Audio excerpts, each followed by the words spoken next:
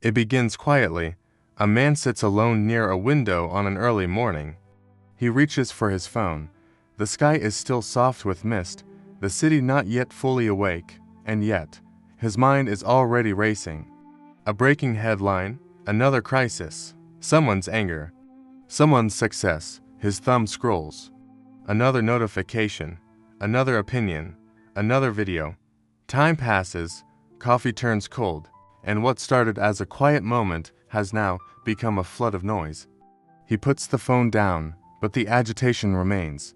Later, at work, at lunch, at home, he carries that restlessness with him. The world hasn't changed much in those hours, but his inner world has. Now, ask yourself, why do some people seem more anxious after they stay informed, while others remain calm even in the same chaotic world? Why does stillness appear in some hearts, while others feel overwhelmed? Perhaps the difference isn't in what they experience, but in what they choose to pay attention to. Because, as the Stoics have long taught, the world you live in is the world you focus on. This idea, deceptively simple, carries the power to reshape an entire life. You become what you focus on, in just a modern motivational phrase. It is a deep, ancient current running through the heart of Stoic philosophy. It is not about ignoring the world, but about choosing what to let in, choosing what to let grow inside you. Stoicism doesn't promise bliss or immediate happiness.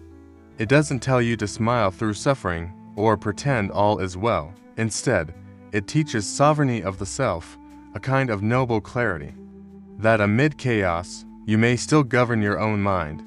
Epictetus, who began life as a slave, put it plainly, it's not things themselves that disturb us, but our opinions about them, and what shapes our opinions more than what we choose to attend to. We live now in an age defined by attention. Algorithms don't just track our clicks, they compete for our identity. Every platform, every screen, every product is designed to attract our gaze, hijack our focus, and feed it back to us. Your attention has become currency, and what you give it to shapes the architecture of your mind.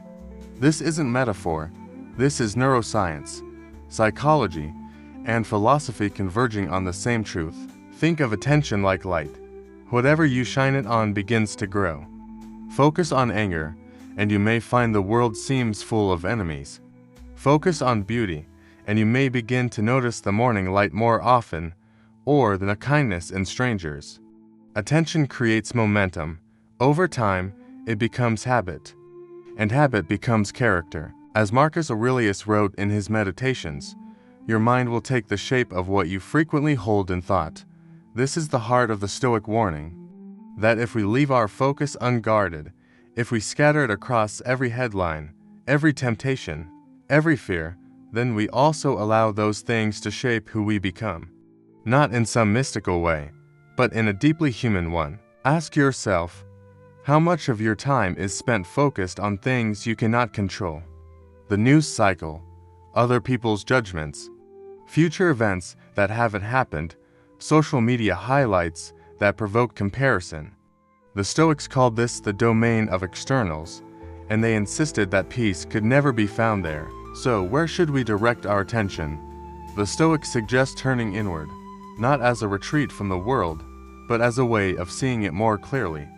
Toward reason, toward virtue, toward the part of us that remains unshaken. Seneca wrote, "To be everywhere is to be nowhere," and in the modern age, where attention is constantly fragmented, these words ring with fresh urgency. There is an image often used in Hindu philosophy of the mind being like a chariot pulled by many horses, each representing a desire, a distraction, an impulse. If the reins are not held by a steady hand, the chariot goes wherever the strongest horse pulls. But with mindful attention, with clear direction, the chariot moves with purpose. The Stoics, too, saw life as something that must be guided, not controlled in every external sense, but steered in the only place that truly matters, the inner citadel of thought. This doesn't mean we must ignore the world, but it means asking the question, is this worthy of my attention? Will this nourish me, or deplete me? Will this make me more wise, or more reactive? And in that questioning, we begin to reclaim something sacred, our focus. The modern world wants you to be everywhere, all at once. Notifications, multitasking, urgency disguised as importance. But the Stoics invite us into a different rhythm, a slower, more deliberate pace, a posture of inner watchfulness. As if you are the guardian at the gates of your mind, deciding what is allowed to enter, and what must be turned away. This isn't easy. It's not natural. Our biology evolved to scan for threats, to be alert, to survive. But our minds are no longer in the savannah. They are flooded with information designed to trigger. And unless we choose otherwise, we drift, slowly becoming shaped by the noise we never questioned. So, we return to the phrase, you become what you focus on. Not as a slogan, but as a practice, a discipline, a compass. Begin to notice, where does your attention go when you are tired, when you are angry, when you are uncertain? And gently, without judgment, bring it back. Bring it back to something stable, a breath, a thought of kindness, a passage from a book that grounds you, an image of nature. These are not small things, these are seeds. Remember, your attention is not just about what you see, it's about what you become. Every day, you are shaping the architecture of your own consciousness. And the Stoics remind us that no one else can do that work for you. This is not rejection of the world, it is a deep engagement with the part of the world you can influence most. Your response, your perception, your choice of focus. As we continue in this reflection, we'll explore where this idea came from, how the ancient Stoics, living through wars, exile, political chaos, still return to the simple act of noticing, what am I paying attention to? Because in the end, the quality of your life is not just measured by what happens, but by where your mind chooses to dwell. To understand the depth behind the idea you become what you focus on, we must journey back nearly 2,000 years. To a time when marble pillars held up the centers of learning, when empires rose and fell, and when philosophy wasn't just a subject for scholars, it was a daily practice for survival. It begins with a man who had very little freedom by worldly standards. Epictetus was born into slavery in the Roman Empire. He did not own property, nor did he command armies.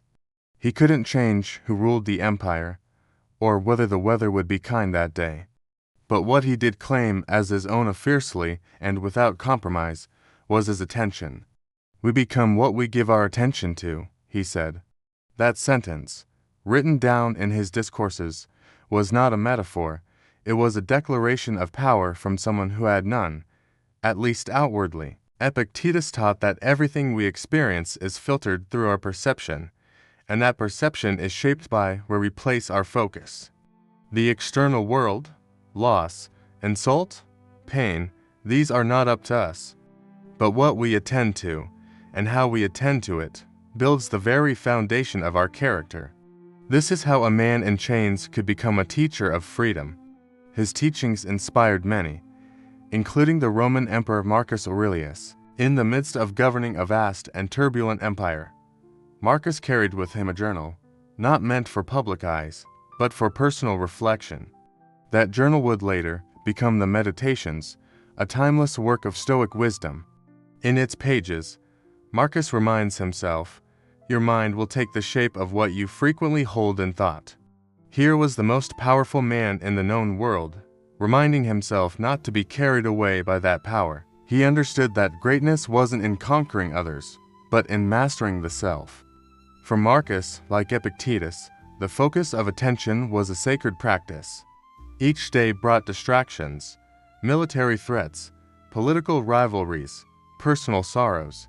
And yet, he wrote not about controlling outcomes, but about controlling where he placed his awareness.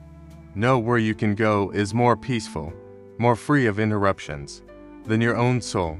He writes, even a battlefield emperor could return inward, could choose what to notice, and what to let pass. Then there is Seneca, a statesman, playwright, and philosopher who walked among the Roman elite. Unlike Epictetus, Seneca knew wealth. Unlike Marcus, he did not rule, but advised those who did. And yet, Seneca's writings are filled with warnings about distraction and inner poverty. To be everywhere is to be nowhere, he said. And in that brief line, we find a powerful truth. When we spread our attention too thin, we cease to live deeply. Seneca advocated for measured consumption of information, even in his day. When letters arrived weeks late, and news traveled by horse, he saw how the mind could be eroded by too much concern with gossip, fortune, spectacle. He called us back to the essential, to reflect, to observe, to hold focus on what makes life meaningful: time, integrity, self-examination.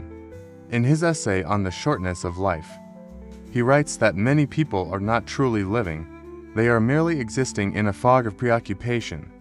And what lifts that fog? The choice to notice what matters.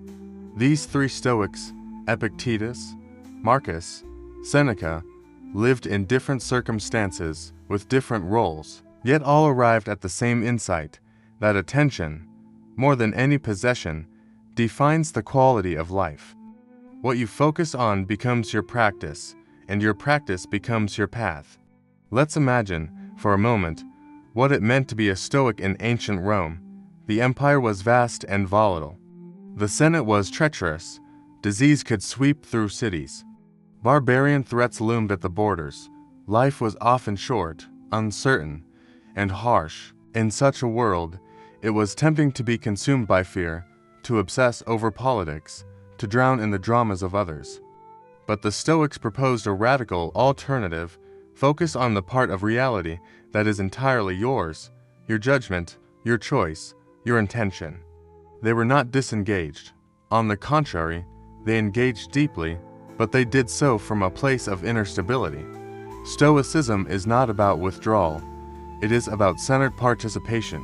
A Stoic could mourn a death, yet remain unshaken in spirit, could witness injustice, yet act with reason instead of rage, because they trained themselves, every day, in the art of attention. This training wasn't casual, it was rigorous. Marcus wrote reminders to himself in the mornings. Epictetus told his students to begin each day by reviewing what is and is not in their control. Seneca, in his letters, often urged reflection at night, to ask oneself, where did I waste energy today? What stole my attention without earning it? In these practices, we see that attention is not just about focus, it's about values. What you look at, what you listen to, what you entertain in thought, all these are expressions of what you consider worthy. And the Stoics taught that to live well, one must choose worthy objects of focus: justice, courage, moderation, wisdom. Interestingly, similar themes appear in Eastern thought. In the Bhagavad Gita, Krishna tells Arjuna, a man's faith is shaped by his focus. A man is what his faith is. The Upanishads describe the self as shaped by the objects of meditation. Even the Buddha taught that right mindfulness, paying attention in the present, without attachment, is the path to liberation. Across traditions, the message echoes, attention is destiny, and so the Stoic discipline of attention is not about self-isolation, but about alignment, about choosing not only what you think, but who you become by thinking it. This may seem abstract, until we remember how often we have become anxious by reading headlines, or bitter by comparing ourselves online, or exhausted by worrying over things we cannot control. If those small acts of focus can shape our days, then surely sustained attention can shape our lives. The ancients didn't have smartphones or breaking news alerts, but they had turmoil, too. And from that chaos, they carved out a space of clarity, through philosophy. Their tools were simple: the pen, the journal, the walk, the breath. But their mastery came not from having more, but from attending to less, more deeply. So, when we say you become what you focus on, we are not speaking poetry. We are pointing to a lifelong practice, proven in the fires of real human experience. The Stoics lived it, recorded it, and left it behind as a gift. A blueprint for modern minds still looking for peace. Now, as we turn to our next chapter, we lines explore how these ideas apply not just in marble halls or ancient texts, but in the middle of our modern, messy lives, with screens, and schedules, and noise. The Stoic challenge remains: where is your focus, and what are you becoming? Imagine walking into a crowded room where everyone is talking at once. Voices overlap, each one vying for your attention. News flashes, messages, alerts, memes, opinions, urgencies dressed as emergencies. This is no longer a metaphor. This is life for many in the 21st century. And in this new architecture of noise, our most precious faculty, attention, is under siege.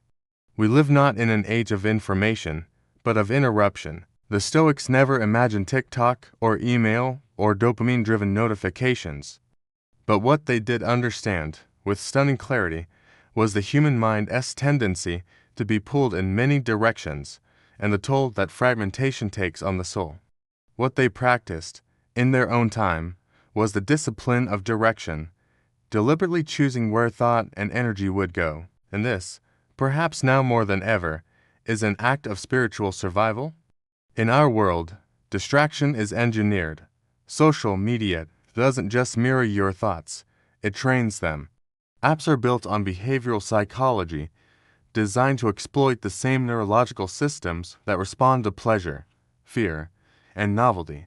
We've become, in many ways, runners of our attention, leasing it out to platforms whose goals are not aligned with our well-being. And yet, the ancient Stoics left behind a compass we can still use. The first practice is simple but powerful: attention audit. Epictetus taught that we should always be asking, what is in my power?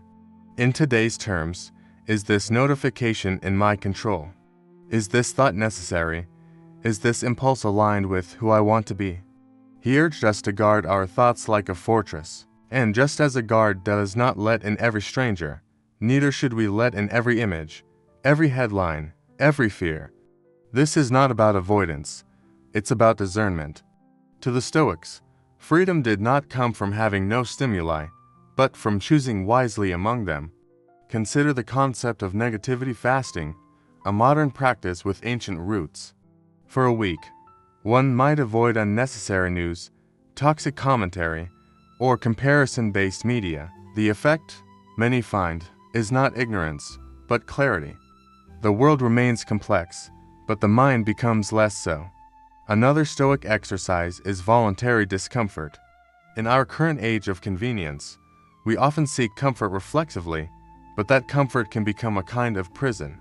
Seneca advised wealthy Romans to sleep on the floor once in a while, to eat simple food, and to ask, "Is this what I feared?" Not to glorify suffering, but to remind oneself that comfort is not strength. In the context of attention, voluntary discomfort might mean facing silence, spending time offline, or resisting the urge to fill every moment with stimulation. In doing so, we strengthen the mind's ability to hold focus, even when the world does not demand it. Journaling, too, remains one of the most powerful Stoic habits. Marcus Aurelius used it as a mirror, not to perform, but to observe. He questioned himself daily. He asked what he feared, where he had wasted time, what he had focused on. In the modern world, a journal can become a refuge from the flood, a space where the self is not judged, marketed to, or pulled apart.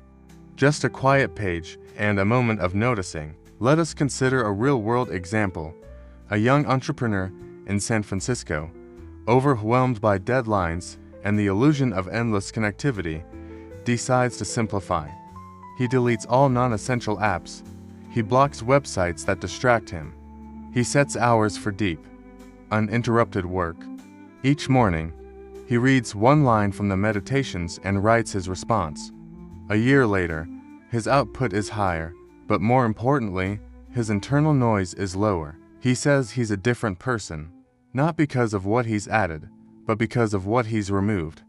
Another story: a woman, once addicted to consuming news for hours each day, steps back. She notices that every alert brings not more knowledge, but more fear. She decides to check headlines only once a day. She unsubscribes from commentary that offers more heat than light. She starts to read philosophy, to sit quietly, to reflect before reacting. The world, she says, feels less threatening, and I feel more whole. What these stories reveal is not an escape from reality, but a return to it.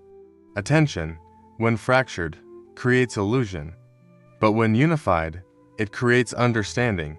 As modern neuroscience confirms, what we focus on shapes not only what we perceive, but how we remember, feel, and grow. The Stoics understood this long before fMRI scans. The soul becomes dyed with the color of its thoughts, Marcus wrote.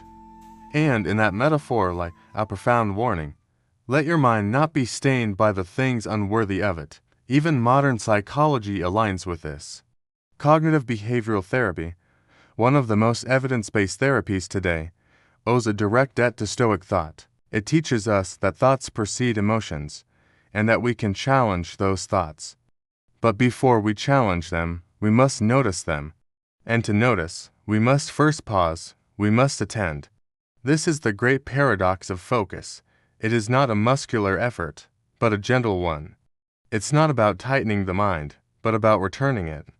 Again and again, like breath in meditation, like a compass needle, always seeking north. So how can we live this? It begins with small, intentional acts. Turn off one notification. Spend one morning in silence. Read one line of timeless thought instead of 10 pages of endless news. Ask yourself, as the Stoics did, is this in my control? And if it is not, let it pass. If it is, hold it with care. We might also shift how we frame focus itself, not as discipline alone, but as devotion. What you give your attention to is what you honor. So let it be worthy. Let it be something you wouldn't mind becoming. As you walk through daily life, whether at a desk, in a crowd, or alone with your thoughts, consider this: the battle is not always outside. It is inside, and victory is not domination, but direction. In Hindu teachings, there's a concept of dharana, the concentration of mind on a single object. It is considered a gateway to inner stillness. Not as an escape, but as a path to insight. The Stoics would agree. They might say, focus not to withdraw from life, but to enter it fully, with clarity. Because when you focus with intention, the ordinary becomes meaningful. The noise fades, and what remains is what's real. So, we return to the idea, not as abstraction, but as invitation. You become what you focus on, not in an instant, but over time. In silence, in choices, in what you repeat. Let that repetition be noble. Let your focus build the person you wish to be. Picture your mind as a quiet garden. It doesn't choose the weather. Storms come, droughts arrive. Birds land, winds scatter seeds. But you, the gardener, decide what to water. Each day, your attention flows like rain. And whether or not you notice it, something is growing. The question is, what are you feeding? Anxiety or clarity? Resentment or compassion? Distraction or purpose? In a world overflowing with noise, this is no poetic metaphor. It is a practical question with spiritual consequences. Every act of focus, no matter how small, shapes who you are becoming. This isn't mystical, it's neurological. Repetition builds pathways in the brain. What you attend to becomes familiar. What is familiar becomes normal. And what is normal becomes you. The Stoics knew this. They didn't wait for peace. They cultivated it through focus. Not by changing the world, but by changing where they placed their attention. The self, they taught, is sculpted from thought. Let's return briefly to where we've been. In part 1, we opened with the overstimulated mind, pulled in every direction. We explored the idea that what you focus on, you empower. In part 2, we visited the ancient Stoics, Epictetus, Marcus, and Seneca, each discovering that mastery of attention is the core of inner freedom. And in part 3, we walked into our world, full of distractions, and saw how Stoic practices, journaling, digital fasting, mindful discomfort can reclaim clarity. Now, we return to a question that is both timeless and personal. What are you becoming? This is not a metaphorical question. It is the question. Are you becoming a reaction to every tweet, a mirror of public outrage? Or are you becoming a person of presence, peace, and principle? The Stoics remind us, what you choose to focus on is what you practice. And what you practice is who you are, day by day. You don't need to be perfect. The Stoics never expected that, they expected practice. Seneca wrote, "No man becomes good all at once. What matters is awareness." When you realize your attention has wandered, gently bring it back. That act, not once, but over and over, is the heartbeat of transformation. It's not about force, it's about return. The Stoic life is not flashy, it's quiet, steady, and enduring. Ask yourself small questions. What do you look at first each morning? What thoughts linger before sleep? What do you keep feeding with your focus, and is it worthy of you? Marcus Aurelius reminds us, your mind will take the shape of what you frequently hold in thought. Let that shape be noble. Let it be kind, because whatever you allow to fill your attention slowly fills your life. From the East, the Upanishads echo the same idea as your thoughts. So, your life. Buddhism calls it right mindfulness. Hindu texts describe dharana, one-pointed focus, as a sacred skill. Across traditions, attention is not just a function of the brain, but a window to the soul. What you notice, again and again, becomes what you believe. And belief becomes behavior. This is the architecture of the self. Each moment you redirect your mind, from gossip to gratitude, from fear to observation, from reaction to reason, you lay a stone in the foundation of who you're becoming. It doesn't take force, it takes choice, gentle, steady choice. The Stoic path isn't loud, it isn't trending. It's quiet, disciplined, and deeply human. It is the art of choosing what you feed your soul with, every hour of the day. So, what does this mean for you today? It means be intentional, not rigid, but awake. Let each breath be a reminder. Let each moment of noise be an invitation, not to escape, but to return. You are not required to become someone extraordinary. You are simply invited to become someone aware. The Stoics called this virtue, the alignment of intention, thought, and deed, and it begins, always, with focus. Now, before we close, take one more breath. Let it be slow. Let it be yours, and ask, once more, what am I becoming? Not in some distant future, but right now, in this exact moment, with this exact thought. You don't need to know the whole answer, but you can choose your next step. Choose it with care. Thank you for walking through this reflection with us. In a world where time feels short and attention even shorter, we're grateful you chose to spend these moments here. If something resonated, a phrase, a pause, a feeling, hold on to it. Let it guide your day with calm intention. You don't need to change everything at once.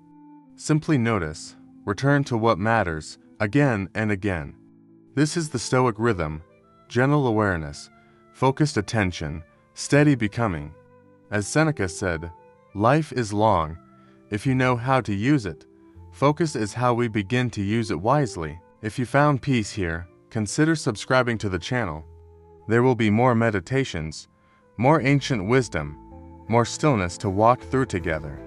But for now, pause, breathe, and remember, your attention is a sacred offering.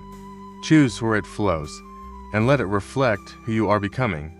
Thank you for walking this journey with us. See you in the next meditation.